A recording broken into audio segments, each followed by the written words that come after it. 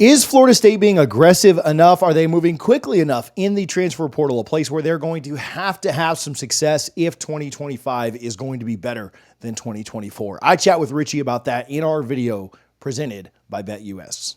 Croman Hawk was the big name that entered the portal. There's obviously been some other names that have entered the portal. Florida State's gotten a commitment out of the portal as well. Actually, two that we'll talk about here in just a moment. But Croman Hawk gone. When we did this last week, we talked about guys that might be leaving, and we were like, not really expecting a ton of big names or surprises. And then obviously two days later, Luke jumps in the portal, and there we go. There's your surprise. So just some other real quick ones. I most of you know this. Most of you are super in depth into what's going on with FSU. So I'm not breaking any news here or anything. But obviously, Marqueston Douglas back, a tight end that was with you a couple of years ago, was out there with Dilly for a little bit of time in Arizona State.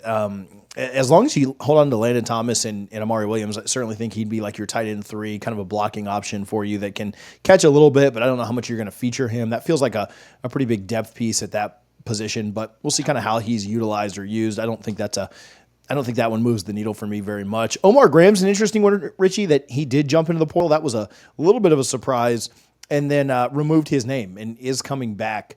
Before we talk about maybe who Florida State might pick up, what are your thoughts on that in general? Like, not necessarily, Omar Graham, and I'm not talking bad about it, but like, what are your thoughts on this continuance of like jump in the portal, jump back, jump in the portal, I don't know. I've got some thoughts, but want to hear what you think.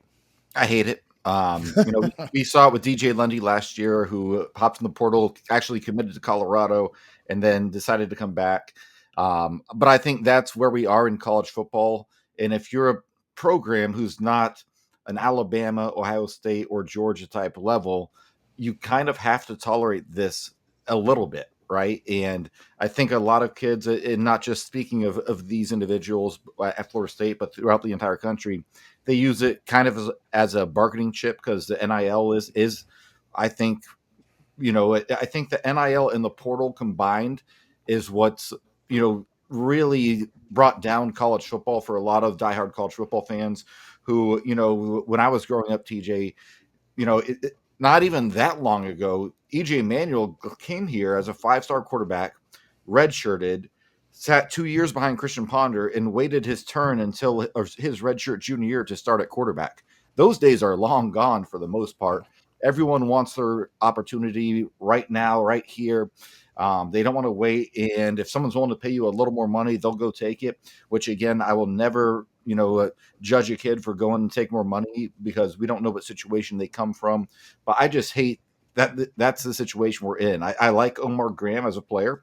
I think he can definitely have some success and be a starter for Florida State next year. But I just hate that we're in a world now where, players that can attempt to, at the very least, and I'm not saying that's what happened with Omar Graham, but they can attempt to hold the collective hostage by threatening or by actually hopping in the portal and then saying, okay, never mind, I'll come back. It puts head coaches in a really bad position, because, if you're a leader at a job, right, and you have an employee quit on the job saying, or threaten to quit saying, I got more money offered over here, and then all your employees hear about it, and then they show up the next Monday, you're like, okay, guys, we decided to bring him back. It's just not a good look. But I also understand that's the world of college football that we live in today. And I guess for me, being the old guy on the show, it's just going to take some getting used to. I'll get right back to chatting with Richie, but first, I want to give some love to BetUS. You can use our code right now, YouTube150, to bet on all the playoff action, all the NFL action, all the college basketball action, and with that, you're going to get 150% sign-up bonus on your first deposit, 125% on your next two. Make sure that you're betting with BetUS. All of those bonuses are up to $2,000. We appreciate them for their support. You're not that much older than me, but you don't have to give yourself too hard of a time. But hey, I'm an idiot. We actually are over 18,000. So yeah, that's obviously, I don't really care that much if I don't know the numbers. But yeah, help us to get to 19. So if you're not subscribed, to hit that button, we certainly do appreciate it. Yeah, I agree. I don't know what the circumstances around Omar Graham were. I don't know why he jumped in the portal. I have no inside information on this. I would be pretty surprised if Florida State gave him any more money. probably just honored, kind of whatever was, whatever they had agreed on. It would shock me if he got more. Like DJ Lundy, I know got more money last year by coming. Like they didn't have anybody at the linebacker room, so they reached back out and said like, "Hey, please come back," and they gave him more money. I don't think that was the situation here. I don't know what Omar Graham's situation was, and I don't know that he's just an absolute superstar type player. That it was a little surprising that he went in, but I don't think anybody was like, you know, politically correct, crapping bricks or whatever that he left. And so, but I do think it's a help that he comes back. I think your roster is better with him coming back on it, and he'll probably get pretty good play this year, pretty good burn. And so if he can continue to improve from where he was last year, then yeah, all signs, kind of a thumbs up there. But yeah, I wish we were in a position and honestly, with a player like Omar Graham, you maybe could have made a little bit of a statement, but again, it all kind of there are situations, Richie, like if you put in a good notice and left for another opportunity at your job and you wanted to come back a couple of years later, if you were rehireable and you left on good terms, kind of like Marquise and Douglas, right? Like Yeah. you could do that. And so I don't know why Omar put his name in. I don't know why he took his name out and came back, right? Only Mike Norvell and the staff really know that, right? And Omar, for sure too. But obviously Mike was okay with him coming back. I do just wish we could kind of play that Clemson game that they play, right? I saw the Steve Sarkisian quote from a couple of years ago of, man, when you put your name in the portal, like that's it. We have exit interviews for a reason. We talk with you for a reason. We try to get it all out in the air for a reason. And again, I'm not saying we shouldn't have taken Omar Graham. I'm not saying that, but I do just wish we were in a place where we could say like, no, like once you leave us, like see ya. Like that's we're kind of taking a hard line here. Now, I don't know what the situation around Omar Graham was. I'm not saying that I don't want him on the roster. I think he will help us this year. I just, in general, I don't like the way that looks, and it just again, it's a negative. I think on the program from an optics standpoint when you jump in the portal. And then the staff has to then start to invest other time and effort and resources and energy and money on recruiting other guys. And they've done that for a week, and then you jump back onto the roster, and they've wasted all that time. And you've had changes, and so anyway, I don't know why it was done, but again, I wish we were at a point where that wasn't the case. Stephon Thompson, a linebacker from Nebraska, did commit. You got him in the fold again. I'm not. He's a big kid, like over 230, 6'1". Doesn't have a three-part name, so excited about that. Randy no longer on staff. We haven't talked about that, but we don't have to. But just woohoo! But yeah, Stephon Thompson commits from Nebraska. The first, I think that was the first guy you've gotten that besides Douglas. I think that's the first pickup you really had in the portal outside of the quarterback position. Just portal in general, Richie. A couple of defensive linemen from Nebraska commit elsewhere. I kind of thought that you would have this plethora of guys coming in from Nebraska, and that really just hasn't been the case. You picked up a linebacker that I don't know how highly sought after he was. I don't know if he'll end up starting for you this year or not. I know that Cryer and Blake, if he sticks around, Cryer, Blake, and Omar will probably be your starters, but maybe a little bit of a depth piece there in Thompson. James Williams is the one Nebraska defensive lineman that you still think like you have a shot with, and he's still available. Also, Lee Hunter, a UCF defensive lineman that visited today, maybe sets up a visit later. Just overall, I know they got the quarterback. I know they got Douglas back again.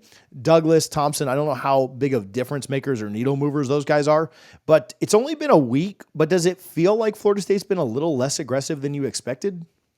I don't know if they've been less aggressive or if these players just have recency bias and are thinking 2-10 and have already forgot about 13-1 last year, right? Because that plays a role. These kids, if they're going to leave, they're looking for a better opportunity or more money. And none of these players that we're talking about, right, are the guys that you're going to overpay for. And so if they're looking for more money, Florida State's not going to be the place for this specific pool of players, right? But if they're looking to go to try and, maybe they're towards the end of their career and they want a chance at a conference championship, well, it's really easily to talk to a recruit who's considering you and Florida State right now, if you only have 1 or 2 years left, and say, listen, you just saw what happened on the field. They scored one touchdown in the United States this year, and I say that jokingly, but that's it's an easy negative recruiting pitch, and I don't like the term negative recruiting. And I'll give credit to Josh Newberg. He's the one who's always said it. There's no such thing as negative recruiting. You're just saying, hey, this is the situation there. This is what it is here. It's like any job. If you are a hot commodity in your industry, and two big time companies want you, yeah, the both companies are going to say why they're better than the other company. And right now, Florida State is not in a good position, and they just overhauled the entire coaching staff. There'll be some more changes coming. Uh, I don't know. Florida State's just not in a great spot right now. So if you are, one of the top players in the portal, and Florida State comes after you, Florida State is going to have to overpay for whoever they get, and if they do that, they better hit on him. Yeah, no, I don't know. It's just interesting because you're also, I mean, the recency on going 2-10 is big, but also just they're the Nebraska guys that didn't even visit is really interesting when you bring that coach in, and I don't know if that's I don't know if that's us or him. Yeah. Yeah, I don't know, man. Like that's it's just an interesting spot to be in because you were able to sell the portal a couple of years ago, coming off of 3 wins and 5 wins. You sold it pretty well, and I don't know. Maybe there's a bigger wave. Maybe there's more guys jumping in, but it doesn't.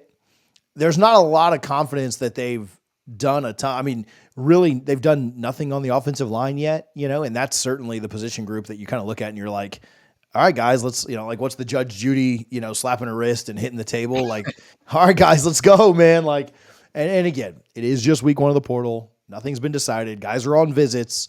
But, like with the Lee Hunter, the UCF kid, obviously played for Gus, obviously going to demand a pretty hefty NIL. Where, what I've seen over the last couple of years that has been really effective for other schools is not letting guys leave, like not letting guys get to their second and third visits. And those Nebraska defensive linemen, I think Florida State was attempting to set up visits with them and no visits ever got set up. And so is that a problem with, why was that, Richie? Because the school they got to said, we ain't letting you leave without committing, right? Like we got to lock you in a broom closet until you agree to us. Like we're doing it. But that aggressiveness of like, no, we're getting this done. When we got Jared Verse, remember what Jared Verse said? They were the first ones to call me. They were the first ones to set up a visit. They were the first ones to get me to campus. And he did take other visits, but where did he end up committing? When we took Braden and we've taken other guys, Johnny Wilson, others, what did they say? We were always like the first one on them in the portal. We were always the first one to set up a visit. We were always the first one to get them to campus. And that made a huge difference on guys. And so that just, again, I understand the 2-10, but we've got a lot of time to be spending on this. We ain't got a bowl to get ready for. We've got a lot of guys leaving. It's not like we have to re-recruit our roster because a lot of the guys leaving, you're good with leaving. And so, I don't know. It seems less aggressive to me. Again, I'm sure 2-10 has something to do with it, but just the same way that you saw the aggressiveness of the last 2 weeks in recruiting with all the flips, I kind of expected that same kind of hair on fire, aggressive, relentless approach that you saw a few years ago in the portal. I kind of expected that. Maybe that changes. Maybe this week, maybe we're back on here next week and I'm just eating crow, right? And say like, hey, they had it all set up for this week, but I don't know. I don't have a ton of confidence there. Again, it just shows, kind of the theme of the show, at least for my narrative so far, has been the change in college football and what it has become in 2024 as we head into 2025 for the next few weeks.